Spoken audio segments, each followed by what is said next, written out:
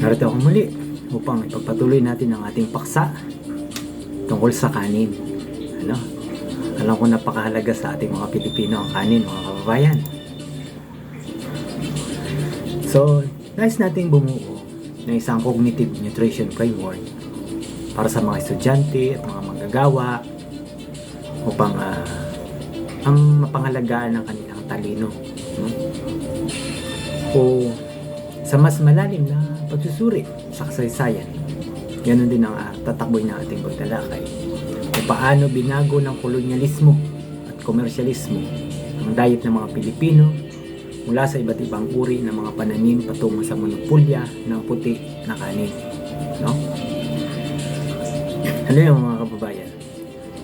Pag-aralan natin ang lahat na ito dahil may hinala ako na may kaugnayan ang lahat ng ito sa kalagayan ng mga Pilipino na matatawag kong tatawagin natin mga matalinong alipin. Ano? So, ito ay isang napakalalim at matapang na konseptualisasyon, mga kababayan.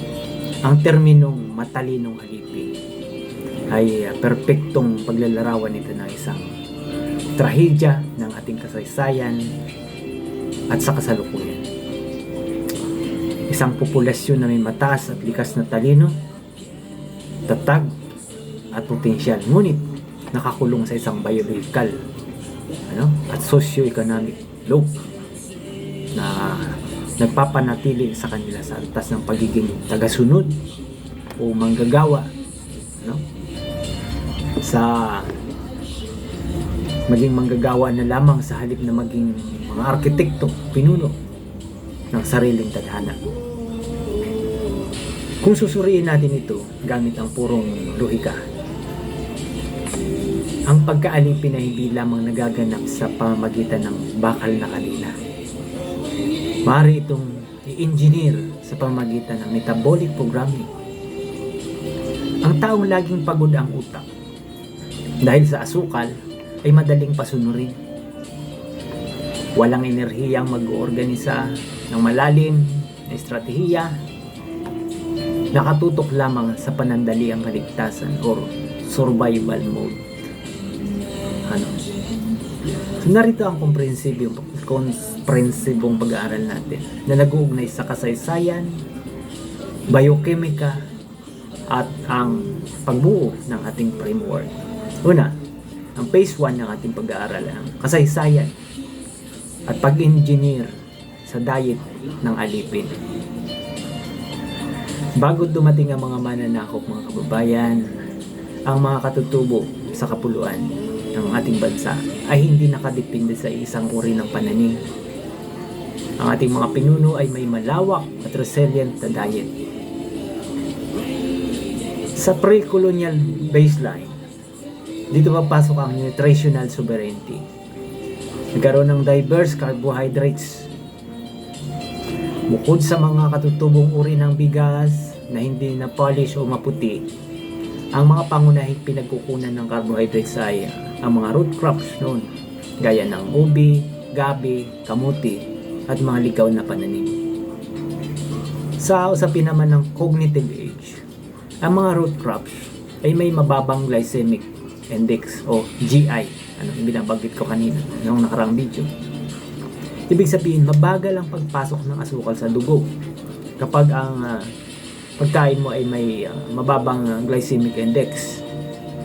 Walang insulin spike na matatawag o nagaganap sa loob ng ating sistema at nabibigay ng patuloy at matagalang enerhiya sa utak. Sustained cognitive energy ang tawag. Dito naman ang pagpasok ng kolonyal at komersyal na monopolya. Pagbaling ng atensyon ng diet ng mga Pilipino. Una sa pinaka-hacienda system. Sa panahon ng Espanyol, sentralisasyon ang naging susi ng kolonyalismo. Upang mas madaling makontrol ang buwis at lakas paggawa, pinwersa ang mga komunidad na magtanim ng mga crush crops, tabako, asukal, at piling variety ng palay. Nabawasan ng espasyo para sa iba't ibang uri ng pagkain na katutubong laging kinakain ng mga Pilipino bago pa dumating ang mga dayuhan, no? Ito naman, papasok ang usapin ng industrial milling sa panahon ng Amerikano hanggang sa modernong kasalukuyang panahon. Dito pumasok ang teknolohiya ng paggiling ng nagtatanggal sa balat o bran o germ na tinatawag, germ ng bigas upang maging puting-puting kanin. At kakit-akit nga naman kainin ng puting kanin. At bihira ang kumakain ngayon ng kanin na may kulay pa, na mayroong bran. Mas nahuhumaling ang maraming Pilipino sa puting kanin, yung makinis na makinis, puting-puting. Ngunit ang puting kanin ay mas mabagal masira, matagal masira sa imbakan, no? Maganda para sa negosyo, ngunit tinatanggalan ito ng vitamin B1 na nagdudulot ng epidemya ng beri-beri noon at fiber. So dito ang ating Green Revolution sa pagpasok ng dekada 60 hanggang 70. Ang pagkakalikha ng mga high-yielding varieties ng palay na nangangailangan ng kimikal na pataba. Ginawa nitong mura at baha ang supply ng puting kanin. Ang socio-political na koneksyon nito o conclusion, ang puting kanin ay naging opisyal na panggatong ng lakas paggawa. Ito ang pinakamurang paraan para sa mga magmamayari ng lupa at korporasyon upang mapanatiling busog at nakakatayo ang mga manggagawa, lalo na sa bukid o sa pabrika, nang hindi gumagastos ng malaking masustansyang pagkain. Papasok tayo sa phase 2 ng ating pagsusuri, ang biokimika ng matalinong alipin. Paano nagiging kasangkapan sa mental na pagkaalipin ang labis na pagkonsumo ng puting kanin sa modernong panahon? Sa ang labis na puting kanin, high glycemic index, mabilis na glucose, insulin spike, kakaroon ng tryptophan pumapasok sa utak. At nagkakaroon din ng brain fog, nagiging submissive mind. Kapag ang isang tao pala ay nakararanas ng brain fog, nagiging submissive na pagkumbaba, something like that. Mabilis sa energy crash, antukin dahil sa serotonin at melatonin na inire-release. Dito papasok ang executioner's energy versus strategist mind. Ang high glycemic index diet ay nagbibigay ng acute physical burst. Swak ito sa manual na lab sa paggawa, sa pagpipiko, pagpapala, pagbuhat dito, takbo doon, Ngunit para sa mga executive function ng utak, yung mga taong nag-iisip na kailangan, ang trabaho niya kailangan mag-isip malalim na pagpaplano, pag-analisa ng panlilinlang, o paglikha ng mga komplikadong sistema, kailangan ng utak ang stable low-cost level.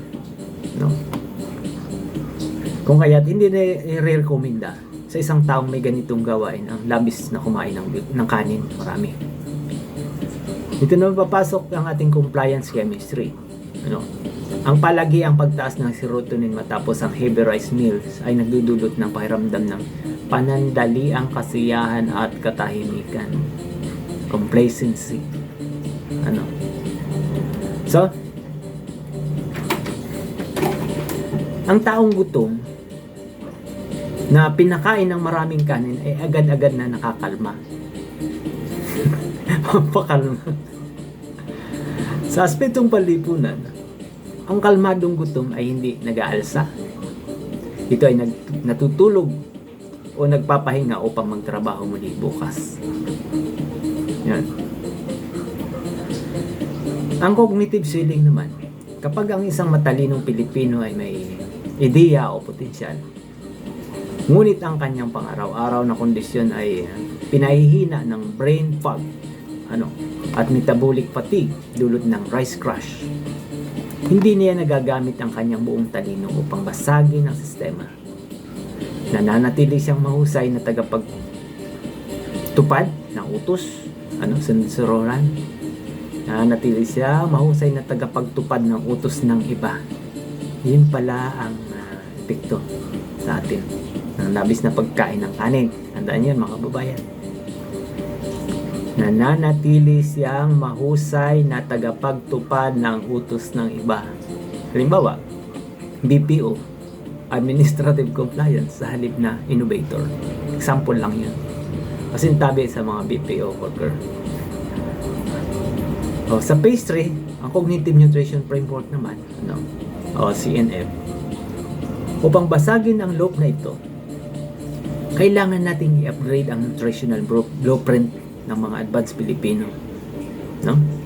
Lalo na mga estudyante, ang mga manggagawa. Hindi natin pwedeng utusan ng mga Pilipino na huwag kumain ng kanin, dahil ito ay kultura at usaping pang-ekonomiya. Ang solusyon ay estratehikong modifikasyon. So dito papasok ang ating carb timing or chrono nutrition para sa mga manggagawa at estudyante. Ang glycemic buffering, at ang micronutrients fortification para sa synaptic plasticity, yan ang tawag natin. Kung kaya't napakahalaga para sa atin na pag-aralan natin ito ang tinatawag nating Cognitive Nutrition Framework. Upang basagin ang loop na ito, kailangan nating i-upgrade ang ating nutritional blueprint, At ang pag-upgrade ng ating nutritional blueprints ay kailangan natin ng carb timing o chrono nutrition. Una, sa breakfast o lunch strategy, pagkakain tayo ng almusal o tanghalian. Bawasan ng kanin sa umaga at tanghali kung ang trabaho ay nangangailangan ng mataas na mental alertness. Palitan ng mas mataas na protina at health fats, itlog, mani, isda.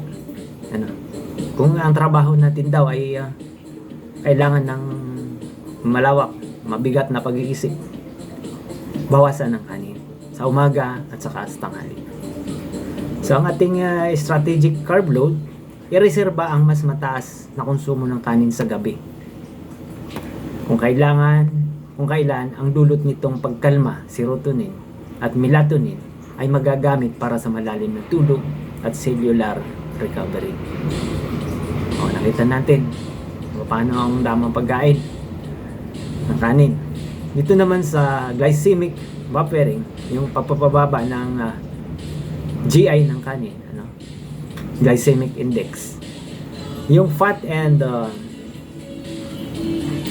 interlocking, turuan ng komunidad na huwag kakain ng kanin ng hubad, yung makinis na kanin na maputing maputi, yung walang kasamang fiber o taba.